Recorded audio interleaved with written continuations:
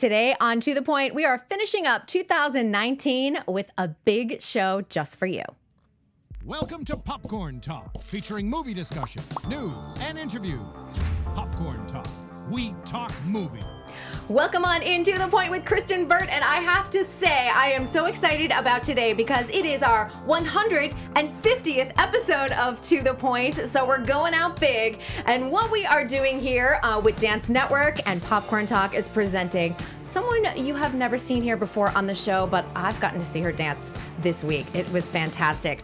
Please welcome American Ballet Theatre's principal dancer, Christine Shevchenko. I was going to get that.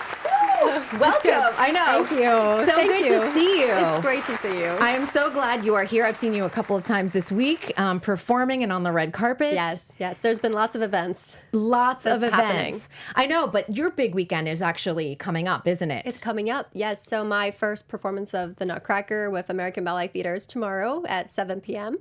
And my second one is Sunday. So, yeah. I love this. Now, for anyone who hasn't seen the Alexei Ratmansky production, he has a very specific, I would say, sort of whimsical, humorous take on the Nutcracker. Yes, absolutely. I love that. Now, for you guys, does that give you guys a new spin, give it a kind of a fresh approach? Because, you know, I think a lot of us have seen the Nutcracker and think we know what to expect. Right. Yes. So I feel like a lot of us at ABT, actually, we really enjoy Alexei Ratmansky's Nutcracker. And it's always so tough in the beginning, you know, when someone's trying to recreate a ballet, if it's going to be good or not good, you know, what the choreography is going to be like. But I've actually adored this Nutcracker, and I love it so much. It's a big cinematic experience that's super colorful with all these 3D dimensions of chairs and Christmas trees, and it's really breathtaking. It's really beautiful. But my favorite part about it is the connection that Alexei Ratmansky builds with the children, the young Clara and the Nutcracker, and with the adult version of Clara and the Nutcracker, and how he intertwines them and shows the story. It's really beautiful. It's a beautiful love story, and I think that was what sort of took my breath away when I saw it on Friday night. Yeah. And if you're going to expect the Sugar Plum Fairy, she's not there. She's not. She is, but she doesn't dance. She sort of just hosts the evening. Hosts the evening. Exactly. Yeah. And it's really kind of interesting how that whole spin plays out. But it's so beautiful to watch. And the traditional Sugar Plum Fairy music, the way it takes you in a totally different direction. Yes. I thought, why hasn't anyone done this before, honestly? I know. And like in the Grandpa in Act 2, which usually the Sugar Plum Fairy dances, but in his version, it's actually young Clara. So there's sort of still children in the Grandpa, not adults, not this like grand, beautiful, royal ballet couple, but they're still young kids, and they're basically just dancing and having fun together. And in her variation and Claire's variation in Act 2, she's super playful and even runs off the stage and peeks out of the wing and runs back on. So it's very different, but it's so fun to do. Yeah, and for anyone that expects, it was funny because then you're like, I'm like, where's Dewdrop Fairy? And instead, it's 4 bees that come in. Exactly. And when the 4 bees came in, I was like, oh, I don't know about this. And then they just take off, and it's hilarious. It's really, the flower dance is actually, it's sort of like a comedy. It's very fun and entertaining to watch, and the patterns and shapes that he does with it is really pretty amazing. Yeah, it really, his work is genius. I know that he's your artist in residence there. Yes. You guys are so fortunate to have him. I know. And if you're in the Southern California area, you have until Sunday to go and see this production at Segerstrom. Exactly. Yep. And I just want to say, I love Segerstrom. It's one of the best places to see performing arts, as I was telling you earlier. And like the sight lines are fantastic. So even if you buy an upper level seat, because I know tickets are expensive, but at the same time, you're going to be able to see the beauty of the Nutcracker. Yeah, it's a great theater, and I love dancing at that theater, and the stage is just so comfortable, and it's such a cozy atmosphere. It's not too big. It's like the perfect size. Right. It's wonderful. What makes a stage really comfortable for you as a dancer? I sort of base it on how the audience and the chairs are laid out. Oh, interesting. It's sort of like what the audience looks to you like from the stage, and sometimes it can be really awkward because it's just too wide, Too expansive, or too maybe? expansive, right? And this one, it's sort of a small theater, but you know, if it's a lot of people, it's still, but just the way it is just so nice to dance on that stage. Yeah, I love how they've laid it out. They have a concert hall next door and everything else, but they've also started, for anyone that didn't know, ABT has a school out here on the West Coast too. And so you have all those kids from California performing with you. I know. Are they different than the East Coast kids? Is it a different vibe? I guess sort of. I feel like they're so excited whenever we come out, and I feel like they prepare so well because they like the kids in New York get to see us every day because we're in the same building. So you know they see us whenever we're walking out rehearsals. You know they can peek in and watch, but I feel like the kids out here don't get that.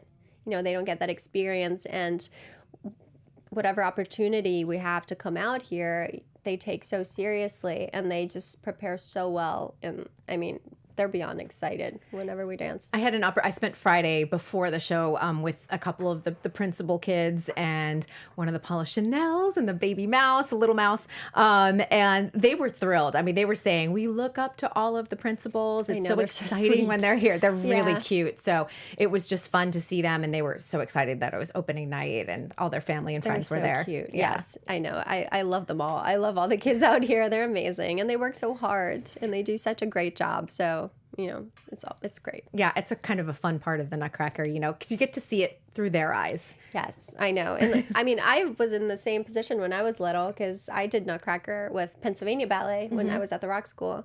And I remember how I felt dancing with the company members, and it was just like a crazy experience. And I, you know, was just in awe of all of them and wanted to be like them and was so happy just to dance right, you know, by them. So have you ever been able to dance with one of your idols, the one you kind of looked up to when you were a little bit younger and they were still dancing as you were starting out your career? Well, Julie Kent and Paloma Herrera were definitely those two that I always watched videos of when I was little, and I actually got to dance with them. So I was so grateful for that experience and that, you know, it was able to happen. And they're legendary in the ballet world. Yeah. What I think is so unique about your career is that you are kind of that ABT homegrown dancer. And I know they really try and do that in terms of even bringing them up through whether it's the New York or now LA school. But you started out with ABT Studio Company. I did. So I joined ABT Studio Company when I was 17, and I was there for about a year and 3 months, and then joined in December actually it was Kevin McKenzie's Nutcracker at that time. And I remember we had only 5 days to learn Nutcracker, and we were... The entire ballet? The entire ballet, and everyone else already knew it, but the apprentices that joined that year had to learn it, and we only had 5 days, and it was a lot. It was a lot to learn and to do well, and it was the first time we danced on stage with ABT, so it was a lot of pressure and nerves. How did you get through that? Because at 17, that is a lot to deal with. You're young, you're having a very big opportunity. Kevin McKenzie is the artistic director, just in case anyone didn't know, and he's also the choreographer. So how do you sort of wrap your brain around all of that? You know, there's no time to really panic, you know what I mean? There's no time for nerves or anything. So you kind of just have to put that aside and do what you've been training to do your whole life, you know?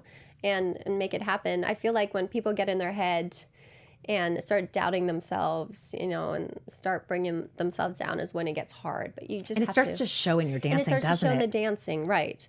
And I feel like you always have to just be positive and be confident, even if you don't feel that way. You know what I mean? But it works. Is it that sort of like fake it till you make it? Fake it till you make it. I got this. Yeah, exactly. I always think when I have like a bad day on set, sometimes, you know, and you're rehearsing and you're just not getting it, whatever it is, I always think I need to go home, eat a really good meal, not think about it, go to sleep, and I feel like it seeps in while I sleep. Does that happen to you? It does.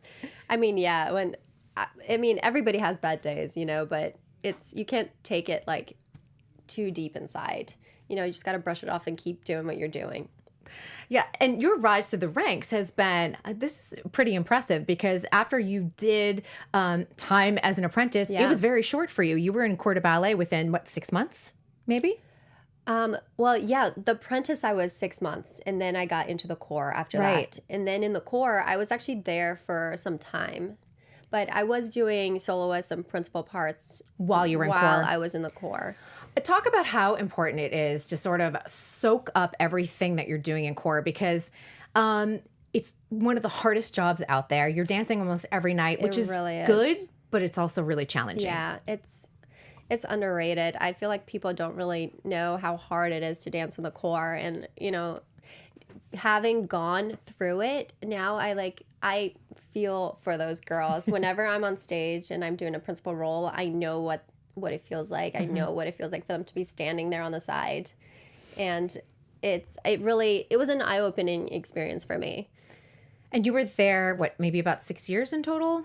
So I think in the corps, it was about 5 years. Okay, In about the 6th year, I was promoted to soloist. Okay, so when you're in, say, year 3 in the corps, and even if you're getting that soloist role here and there, Yeah.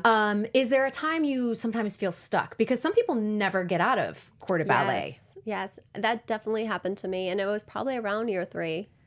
And I definitely felt like I was stuck and I wasn't moving anywhere and nothing was happening, and I was still doing the same thing, every year, all the same core parts. And it was a bit of a frustrating time for me, and, a little upsetting. But what I did is I just literally worked harder, and I trained more on the side with my coaches and prepared all the soloist and principal roles, to have it in my pocket for when the opportunity came up, and I didn't give up. So, and it worked out. It's that real old sort of saying of like the preparation meets opportunity, and that's where the success Yes. comes out of that. Exactly. Did you have to go to some of your teachers and say, what can I do? What is it that I need to do to get that feedback, to understand? Yes. I mean, I did. I worked with them pretty much every weekend whenever I had days off or whenever we had time off. I would go and work with my teachers and just perfect everything that I thought needed more perfecting, and work on even, it's so funny. My teacher remembers this when I was in the corps, and I used to go to her and rehearse corps parts, and she would be like, "What are you doing? You really want to spend an hour just standing in a line and doing a couple of steps?" And I was Right. like, "Yes, I want to make sure it looks really good." But that works. And that worked, and people noticed me in the corps because I worked on those core parts that, where you barely danced, and people in the audience noticed me and I stood out. Interesting. Because I think that's probably a strategy very few people take, where they're Yeah. just like, oh, I'm going to try and work on the soloist parts, and hopefully they'll notice me and give me that opportunity. Yeah. But you should also be good at what you're currently doing. Exactly. And instantly, everyone's eyes were drawn to me because, I was doing the core full out with feeling, You're like, I'm going to be the prettiest flower in the Nutcracker, or I the made graceful it swan. exactly. I made it my mission to do that, and I think that's what sort of helped me get out of the corps. Amazing. Yeah, it's all those little fine details sometimes that we miss. Absolutely. Those fine details are probably the most important part of dancing. That's what separates you from everyone else. Ah, I love that. Yeah, especially for anyone looking to really break out of the corps. And Exactly. sometimes I think too, I mean, you've been with ABT your whole career, but I think for some people it might be shifting companies. It's hard to leave too. It's so hard to leave. And I didn't really want to leave. And I mean, people told me, well, you should try here or there. You could be a soloist principal here already. Why don't you try it out? But ABT has always been my goal and my mission in life, to dance at this company. And I was so drawn because of their huge repertoire of classical ballet and contemporary, and I just didn't want to dance anywhere else. And this is where Makarova and Baryshnikov danced, And that history is, that is legendary. It's legendary, and I really wanted to dance here so bad. I love that though. And that's important too, knowing what you want, and not, sometimes there's a lot of outside noise, Yes. hey, go and take this opportunity over here. There's another dance company that they're looking for a soloist. I bet you can be Absolutely. principal within a year over there. Right. Yeah. So, people are always going to give you other advice, but you just have to, whatever is right for you, you just know. In your heart and soul. In your heart and soul, yeah. So people get swayed by other people's opinions all the time. Yeah, I always call it the outside noise. If you let the outside noise in too much, sometimes it leads you in a direction you should never. You shouldn't go, Yeah. exactly. Talk about being a soloist too, because I think I want to sort of demystify it. Because if people just hear like these terms throw out, like you're corps de ballet, and you're soloist, and you're principal, like, true. you know, what does that all mean? So Exactly. when you're a soloist in ABT, really, what does that mean? Are you able to do principal roles? You're not doing corps de ballet at this point. You're kind of in between. You're in between. Yes. So as a soloist, you pretty much only do the soloist roles in the ballet as well as principal roles. And most soloists do principal roles already. But the good thing is you don't have to do the corps anymore. So you have a lot more nights off now. Is that good? I know. See, it's funny because you're kind of dancing less. But is that better on your body? Yeah. So it gets tricky. So my first year as a soloist, I didn't have to dance the corps anymore. I only danced just the soloist parts. And I had so much time off, so much time. And I didn't know what to do with myself because I was used to being on stage every night and rehearsing something every day, like nonstop. And with the solo schedule, you rehearse your couple of variations here and there, and you're done. And you've taken company class, and you've taken company class, and then you don't do every show anymore. You only do like 2 or 3 shows maybe, and that's it. So then, like, when that happens, I realized, man, I really need to like stay in shape and work more and do other stuff on the side to prevent myself from losing technique or, so yeah, it's really, it's a weird balance. It's a weird balance. Like the higher you go, the less you dance. Exactly. But then principal level is a whole nother story. Because that's more about endurance because you're oftentimes dancing throughout an entire ballet. Yeah. But you're not dancing every night. Yes, exactly. So also, you're not dancing every night. You probably dance the lead role like 2 or 3 times. But it's so weird because you're a lead in all these different ballets and you only get like a couple shows, but somehow there's never enough time to prepare for it. Oh. It's really bizarre because there's so many things that you have to do, so much repertoire that there's never enough time to fully prepare like a full-length ballet or a contemporary piece that you have to do. And that was my first year as a principal. I could not believe that. That was shocking to you. It was a shock. And I remember my first year as a principal, I had to dance. I think the first thing I danced was Swan Lake, and then I had Don Q the next week. Wait. So you have Swan Lake one week, and the next week Don Q. Those are both huge acting ballets. And I finished my Swan Lake. It was towards the end of the week already, and I pretty much had 2 or 3 days to throw Don Q together, and that's a full-length ballet. That's astonishing. Yeah. So in those moments that you're not necessarily in the dance studio rehearsing, what are you doing in your off time? And I say off in air quotes because you're having to do this constant preparation, because I know the ABT, you guys place a lot of emphasis on the acting. You guys aren't just like dancing and just throwing out technique. You guys are fully embodying the roles. Absolutely. When I was promoted to principal and I started doing all these lead roles in all these amazing ballets, I realized that, acting is such a huge part now because every person in the audience is coming to watch you. And you're the one that has to drive the plot and tell a story and have them they have to understand what you're doing. They have to understand the story. And I realized this is like a really big deal. So I started taking acting classes. Do you take privates or were you in a class with everyone? So at first I did a couple of classes, which were really interesting. And it was definitely really helpful for eye contact with your partner. It was really, really good. But later on, ABT has a great acting coach. They do. They do. And his name is Byam, and he works one-on-one with everyone. Oh, I love this. So, like, I would work with him for, like, an hour or 2 here and there, and he would basically go through the whole entire story of the ballet, make sure that you understood it well, who your character was. The nuances. And then we would watch the ballet, and part by part, we would go over like, the step that she's doing here. What does it mean? Or what do you want it to mean? Or how would you look at him here? There's so much to it.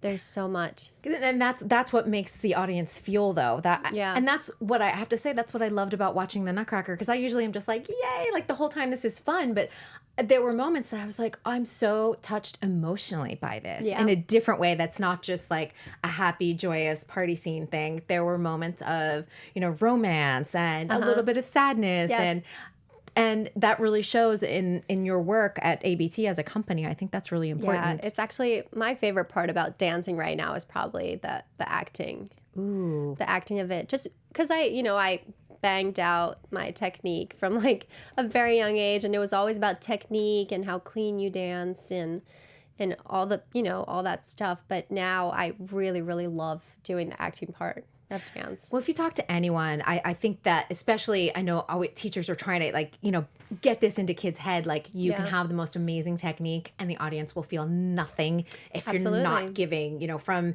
your soul. Your soul, yeah. You literally have to pour your soul out on that stage. Yeah, and you will, and I think that's the thing too, you don't have to have perfect technique to give a really beautiful performance. You want to have, I understand ballet is always about trying to reach perfection, but at the same time, as an audience member, I'm going to forgive if oops, they just stumbled just a little bit out of that turn if they made me feel something from start to finish. Totally. I always thought that if you touch the audience's hearts and really get them involved in that story, they'll love anything you do. That's right.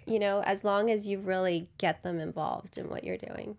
Do you notice a difference in East Coast and West Coast audiences and how they respond to all of these ballets? Yeah, I mean, absolutely. Well, New York is definitely the harsher critic. Okay. They just know so much, and all the stronger ballet audience out there. Let's be honest. All the worldwide ballet companies tour there often, and they're always there, and they're a well-educated audience. But here the audience is so great because they cheer you on, and they're so enthusiastic here. And I feel like they love everything that we do here. They applaud for so many things. They do. That in New York people wouldn't even clap for. I know. So, I noticed even on Friday night, I was laughing because I'm like, oh, there was a tour jeté and it was very high. It had lots of ballon onto it, but the audience was like, oh, and everyone started clapping. Yes, but it makes us feel so as a dancer, it makes you feel so happy that the audience loves what you're doing, that it makes you dance better. Oh, I love that. Yeah. I love that. Because I was always curious, because for a long time here in Los Angeles, everyone's like, there's just no ballet here. And that scene over the last 10 years, and I don't want to say in 2019, but it's really, we feel the shift, we feel the change. And I love that the audiences are becoming more educated about all of the ballet. Because I grew up on the East Coast too. I lived in Boston, I lived in New York City, and there's such a rich history there in both of those cities. So that's so wonderful. I'm glad to hear that. Yeah. No, it's I'm great. glad to hear we're at least excitable as an audience. It's so fun to dance here. We love dancing here. We love that we do Nutcracker here every year and come and do our world premieres here. Oh, can we talk about that? Because you guys have a big one coming up this spring. We have a big one. And of course, it's Ratmansky again. It's Ratmansky again. He's going to give us, and I got to see one of the variations on Monday that you performed. Yes. And it's of Love and Rage, correct? Of Love and Rage, yeah. It was a little excerpt. So this ballet is based on one of the oldest Greek poems that ever existed. I think it was 400 AD or something. It's crazy that he even found this. He really did looking. His research. Yeah, he's looking. He really spent time on this. But it's based on Greek mythology, and it's a Greek love tragedy story, I would say. And he created this little excerpt to show for the event this past Monday. And he hasn't started doing the ballet yet, but we're all super excited to see what it's going to be. So will you guys go into rehearsal once the holidays are over and start working on it? Yes. So I think in January he'll start choreographing it. You guys will have the West Coast premiere in March, if I'm correct. March. Early I think March. It's the first week of March. Again, at Segerstrom, because that is your home. Oh, Yes. that's exciting. Yes. And see, that's the one nice thing about having you guys have a West Coast home now, is that we get a lot of cool premieres. Yes, it's so true. And we love it. We love it. It's amazing. Yeah, I'm sure in the winter you're like, okay, we'll come here anytime during the winter. Couple palm trees, some beach, some snow. No snow. Exactly. Yeah, no snow. No snow. It's really the snow great. we do out here is soap bubbles, if you ever. We'll take that. Yeah, I it's know, you're like, great. that works. Actually, Segerstrom has the soap bubble snows off I of saw one of it the balconies. outside the theater, right? Or no, inside. It's I don't know. it's outside. It's actually off of. I found this out Friday night because someone kindly escorted me to the VIP lounge. So Oh, it's on amazing. the balcony. It's on the balcony. of the VIP lounge, and then it kind of trickles out into the parking lot. Oh, that's fantastic. That's so cool. Yeah. So the VIPs, if you are a VIP donor, and please continue to donate to the arts, that's where you get the snow bubbles. Amazing. I Wow. know. That's so great. It's so great. Yeah. And you guys over the past year, you had whipped cream, obviously We premiered. had whipped cream, Arlequinade. We do a lot of his premieres out here. Yeah, you yes. have done Yeah. a lot of them. For anyone that is not familiar with whipped cream, talk about this because this is another, to me, really embodies what Alexi's work is about. Very whimsical. Oh, it's super whimsical. I feel like he does go whimsical with a lot of things.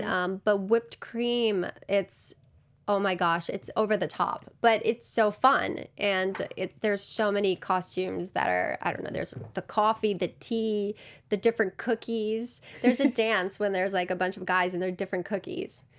And I mean, it's really funny, but it's really spectacular. The decorations and the sets, I think, that were done by Mark Ryden. Yep, they're beautiful too. They The were so costumes beautiful. are to die for as well. Yeah. I always find that his productions are very colorful too. They're super colorful. Yeah. And I think that for an audience, I think that's exciting to I go think and watch. so too. I think, when the sets and the costumes are, jaw-dropping, I think it helps to get the audience members to really enjoy the ballet. And you guys have a tour. I know you're going to Abu Dhabi. Is it Abu Dhabi? Abu Dhabi is on the tour. Yes. Where else? Do you know where else you're going in We're doing 2020? We're doing a couple domestic ones this year. Washington D.C., Chicago. We're doing Detroit, I think they Detroit. said. Yep. And Abu Dhabi. Well, and here. And here, of Yeah. course. Are you guys at the Fox Theater in Detroit? Because that theater is beautiful. Like old Art Deco. Yeah. I think that is where we are. I'll have to double check. It's gorgeous. Yeah. It's one of those things that you realize and Detroit's making a really big comeback, which is nice too. And they've kept that theater in pristine condition on Woodward Ave. It's amazing. Yeah. It's amazing. You'll love it. It's great. I'm super excited for that. I do want to talk about this book. Yeah, because absolutely. This is gorgeous. First of all, it's very heavy. It's a heavy book. And this is the art, the style of movement. And this is out of the New York City Dance Project, correct? Yes. And I know they have a calendar for 2022. They have a calendar. But we need to show some of your gorgeous photos. How did you become involved with this? So Deborah and Ken, they're the two photographers, our husband and wife, that do these photos, and yeah, some really pretty awesome photos. But I met them about 4 years ago, and it was actually through Daniil Simkin. Oh, you did? Yeah, who was a principal dancer with ABT. He Yep. still is, but he guests once in a while. And he met them, and they got to meet all the ABT dancers, and they would call the ABT dancers to come and like take photos with them if they were interested. And that is sort of how I met them and got to come and do some early photos with them. with all of these beautiful couture gowns. That's you and Devin. Yes, that's me Also and Devin. principal. This is one of my favorites. I just love the lines and the beautiful. dresses. Yeah. So their photo shoots are pretty amazing. They have a bunch of high-end designers just ship them dresses and gowns. This is Oscar de la Renta. No Oscar big de deal. la Renta. I know. It's really beautiful. And my favorite part about shooting with them is getting to wear all these dresses. Do you it's get the photos? I mean, do you have these framed in your home? I don't have them framed, but I do get them. Okay. I do need to frame them. You need to do these because when you're like 85 years old, you want to have these Yeah. on your wall and showing your grandkids. Yes, and I'll definitely frame them. But they're so beautiful. yeah, and basically this book is about, it's sort of like athleticism and art in one, with style. It's very, very cool. It's very like high-end couture, amazing coffee table book. But I love that you said athleticism with artistry because I feel like we talked a lot about that this year, especially with Boys Dance 2. Yes. And that movement and just talking about why aren't we talking about dancers as athletes? As athletes. Because Yeah, we they know you're are. artists, Yeah. but all of you are athletes. Yeah. And the stamina and strength. It takes a lot. It takes a lot of endurance, right? Stamina and strength. And I mean, most of the guys actually have to work out so much. They lift weights all day long. They do all these crazy exercises. They don't stop. It was funny. I talked with Kenneth Easter, who is he's one of the faculty members over at Gillespie down in Orange County for all the kids. And he said, I need to keep the boys in until they get to partnering. Because when they get to partnering, that's when they understand their real true purpose in dance. And they get excited because sometimes they're at an age where they're not ready to dance with girls because they're like, ugh, girls are icky. But they start realizing like their strength and their power. Yeah. He said if we lose them earlier than that, it's so disappointing. It's kind of heartbreaking. They don't get to experience, the beauty of what's to come. I know. And it's amazing what boys can do in ballet. It's just unbelievable. The things that they do, the things that they're capable of. It's pretty impressive. Yeah, and I was kind of glad that a lot of positive things came out of that movement too, because a lot of the boys, especially the ones that I talked to on Friday night, just said, it started to make me feel special as a male dancer. Yeah. And they should feel special. The things that they have to do is so hard and so challenging. It's just as hard as gymnastics or football, track basketball, and field, anything, if not harder. And that's the thing too, back in the day, and I don't think football players do it anymore, but back in the day, if you go back 40, 50 years, they were taking ballet class to help them with their footwork on the field. Yes, absolutely. It's so funny. I just did this this Harvard course that was offered to us. That was offered to the ABT principal dancers, and it was sort of an introduction into business. Mm-hmm. And we got to go to Harvard for a couple of days and then do like a full semester. And it was really amazing, but this class is basically for athletes, only for athletes. And they opened up like the doors to athletes to sort of learn more about business, because we see a lot of business in our lives, especially, with everything that we do. But in the class, there were a lot of football players. And I love that. They took ballet class. We asked them, and they did. They're still doing it. This is good. I'm glad to hear that. And a lot of football players wind up on Dancing with the Stars. It's probably why they're good and they oftentimes win. Yeah, yeah. So it was refreshing to hear that. It's great. I love to hear, and I love to hear that they're offering business courses to you guys. It was show really business. Wonderful. Yeah. Show business. Yeah. We only have a few minutes left, believe it or not, but I always like to ask sort of what is on your radar for 2020 and kind of even beyond that. Are you looking ahead to branch beyond ballet or guest with other companies or choreograph? Because there's so many opportunities these days for all of you. Yeah. I definitely want to guest with other companies. I have dreams of guesting with the Mariinsky or the Royal Ballet or Paris Opera Ballet. I would love to go and guest with those companies. So that is definitely on my radar next as well. And I still haven't even premiered all the full-length classical ones. So which ones haven't you done? Because I know you did Swan Lake and Don Q. Yeah, Swan Lake, Don Q, Corsair, I already did. I haven't done Giselle, but I am premiering it in this spring. So at the Met? At the Met. Okay. Yes. In New York. So that one was my favorite ballet of all time. So I'm beyond thrilled to be doing that. That's exciting. And I still haven't premiered Romeo and Juliet, which is another one that I would love to do. So. And it's not on the spring schedule, or? It is, but this time around, it's just I already have so many things that I'm doing. You're planning on your plate. Yeah, and Theme and Variations. I'm also premiering Theme and Variations, which is a balancing piece, but it's super hard. You've got a lot on your plate for spring. Yeah. It's going to be a lot. A lot of research. A lot of behind the scenes, sweat and tears. Yes. How about beyond that? Have you started to think, because I hate to say it, but it's like, you always have to kind of think ahead with the ballet career of like, what does the next chapter look like? It's so true. And I've sort of started like thinking about it and thinking what I'm interested in and what I would like to do with my life after dance is over, which I don't want it to be. But I think people are dancing a lot longer. And I think the company now. I look at, I'm like, I love this. There's a lot of people approaching 40. Yes, in your still company. dancing. Still dancing, looking great too. I know. But I really am. I'm really into nutrition and into body recovery. And I would love to do something more with that later down the road, like create some sort of great bar for energy, for sustaining energy, because as dancers, we're always trying to find that thing that, will help us before a show and keep it at the same level. And I would love to do something with that or body recovery, find new things for, body recovery is so important. It's so important. And I don't think there's enough focus on it, honestly. No, but I realized how important it is, and I started doing it religiously. So, and it really helps. Does it change your dancing? It's changed, and I don't get as sore as I usually did, or I don't get cramps anymore. And I used to get cramps, and I figured all that out. I figured out ways to prevent all of that. So I'm really interested into that kind of stuff. And injury prevention is so important, especially where you guys, yes, you have a New York City season, but you do a lot of touring as well. And I always feel like getting out of your regular element opens you up to, oh, well, I'm not eating the same. I'm not sleeping the same. I'm in a different time zone. Right. We're not in our home studio. Yes. Yeah, it's so true. And I mean, once I started doing like all these body recovery methods that I found out about, I realized it made me stronger. It gave me more energy. I can dance for much longer now. It really, really works, and it helps. And do you do things outside the studio in terms of like any type of weightlifting, conditioning? Because it's not that just like, I'm just going to take dance class and do the same thing over and over. Actually doing a Pilates or a gyrotonics and those type of things really keep you in exactly. shape. So I do gyrotonics every week, and I really think that it helps to balance out my body.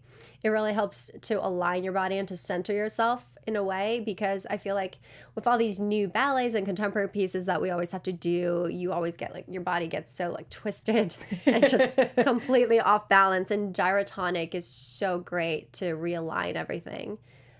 So I love it. I do it every week. I mean, if there's a role that requires a lot of stamina, I'll do some cross training or some stamina exercises. But that's pretty much it. Do they have like a physical trainer on staff or someone that kind of keeps you guys in check? We have, so there are a few dancers actually that are certified trainers now. So good. And they'll work with like any of us one-on-one whenever we want to, and I've done that before with some of the dancers, and it's really great. It's so helpful and so easy. And I love that, they are approaching you guys as athletes now. It's not just like, okay, you're just dancers and you take dance class. There's so many other elements to really keeping you. Yeah, in ballet, there's so much more. Because apart from like the acting and the artistic side, there's also the athletic, stamina, endurance, all that stuff on the other side. So it's crazy to balance the two. But that's why people are dancing longer too, and I think that's so important, because I also think the longer you dance, the different layers and nuances you bring to a role. Oh, absolutely. I feel like every year you can add something more on top of what you did the last time. Yeah, and it's really interesting. It's wonderful to see that evolution for a dancer. Well, it has been a thrill to have you here. Thank you so much. It was so great talking to you. Thank you. If anyone is not following you on social media, if you can tell everyone in that camera right there where they can find you. Well, my Instagram is at Christine.Shevchenko, which is really easy. Super easy. Or Christine Shevchenko, or See Chevy Dance, which Chevy ended up being my nickname. That's a great nickname, though. But with an SH. So See Chevy Dance is also a great one. So they can find me there. All right. And don't forget to check her out if you're in the Southern California area this weekend and the Nutcracker. You guys will it's such a delight. It's such a great production, and I don't know, I kept raving about it, so I'm like, go see it if you're in town. We want to thank Dance Network and Popcorn Talk for a great 2019. Thank you all for your support. 150 episodes, and we will be back for season 4, believe it or not, on Tuesday, January 7th, 2020. I hope you all have a happy and safe holiday season. We'll see you all in a few weeks. From producers Maria Menounos, Kevin Undergaro, and the entire Popcorn Talk Network, we would like to thank you for tuning in. For questions or comments, be sure to visit popcorntalk.com. I'm Sir Richard Wentworth, and this has been a presentation of the Popcorn Talk Network. The views expressed herein are those of the hosts only and do not necessarily reflect the views of the Popcorn Talk Network or its owners or principals.